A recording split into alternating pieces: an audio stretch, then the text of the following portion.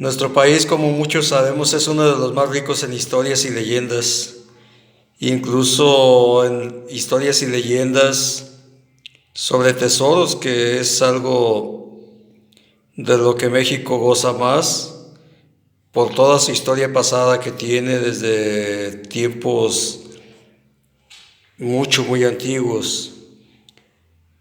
Cuando en aquel entonces se encontraron huesos de animales prehistóricos, creyendo que eran huesos de gigantes, de ahí nació la primera leyenda de los gigantes de México, que en realidad no lo eran de gigantes, sino de animales prehistóricos, como el mamut, por ejemplo. Al no tener el conocimiento sobre paleontología, armaban los huesos de acuerdo a la figura que tenían de un humano, y es como nació al encontrar ese tipo de huesos gigantes, la leyenda de los gigantes. En realidad, no hay evidencia de que hayan existido gigantes como tal. Una de las leyendas más conocidas en nuestro país es la leyenda del Nahual.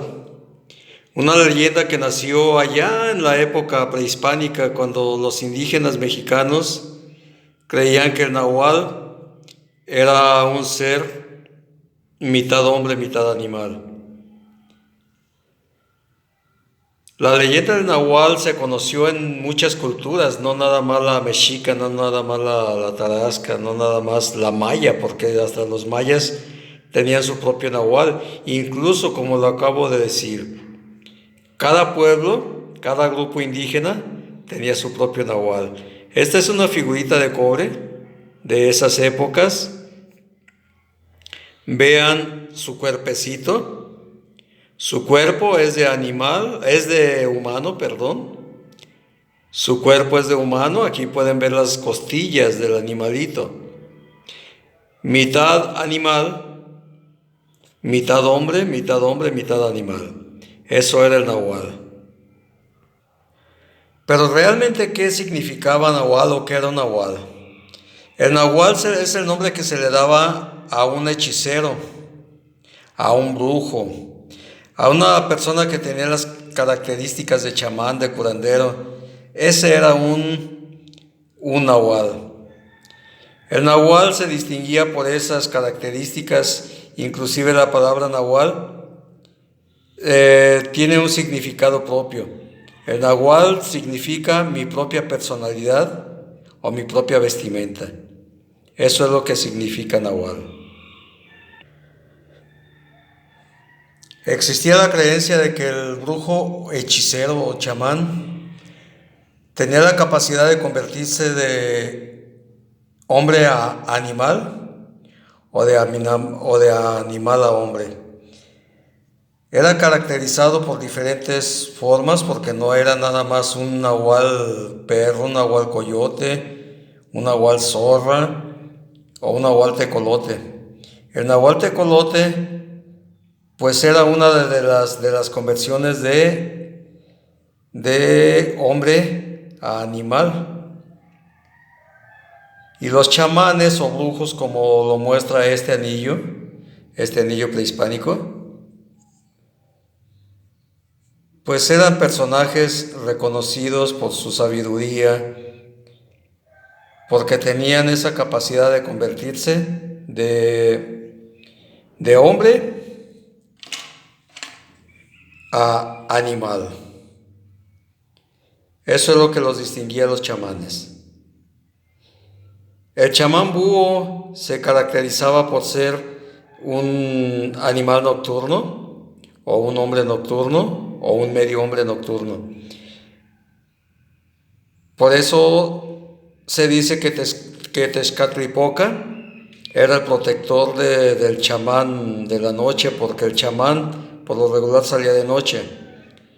Y Tezcatlipoca, que era el señor de la oscuridad, era quien protegía al chamán, y es el que protegía al Nahual.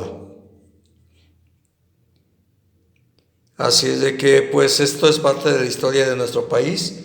Tezcatlipoca era el hombre de la noche, o así considerado su significado como el Señor de la Oscuridad.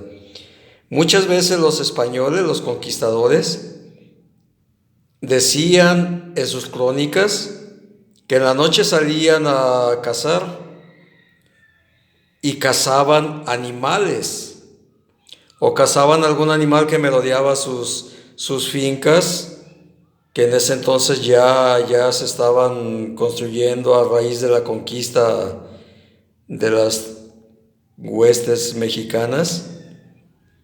A raíz de esa conquista, pues ellos empezaron a formar sus protecciones, sus villas, sus casas, lo que después con el tiempo se les llamó haciendas o los fuertes para protegerse de los ataques indígenas, de muchos que nunca quedaron conformes con la conquista y con la llegada de los españoles a nuestro país.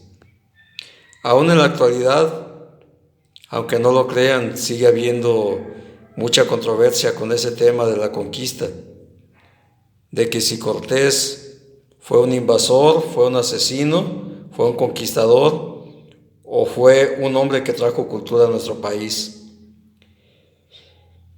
Eso no nos corresponde a nosotros como buscadores de tesoros meternos en cosas de polémica como esas. Nosotros nos dedicamos a buscar monedas, incluso no a buscar estas piezas. Estas piezas salen porque nuestro detector es para metales, estas piezas son de cobre. Y pensando que es alguna moneda o alguna cosa, alguna pieza de cobre, salen estas cosas. Pero cuidado, porque esto es prohibido, compañeros. No nos metamos en problemas con lo prehispánico, porque lo prehispánico es prohibido para nosotros. Estas piezas no se deben vender, no se deben tracalear de ninguna manera. O son para museo, o consérvalas y regístralas para ti, para formar tu propio museo. Con respecto a esta leyenda, los indígenas creían que todos nacíamos o nacían con la influencia de un animal, que traíamos la influencia de un animal desde recién nacidos. Ellos le llamaban tona, o le llamaban tonali, que significa en español, que traducido al español tonali o tona, significa es nuestra alma, nuestro espíritu con la cual morimos, con la cual nacemos y con la cual morimos. El tona es nuestra alma o es nuestro espíritu. La historia de los hechiceros, de los chamanes, de los brujos y del nahual, como todas las historias de nuestro país, han pasado de forma oral desde la época de los españoles, desde la época prehispánica. Allí es donde nació esta leyenda y de ahí se diseminó a todas las culturas de forma oral.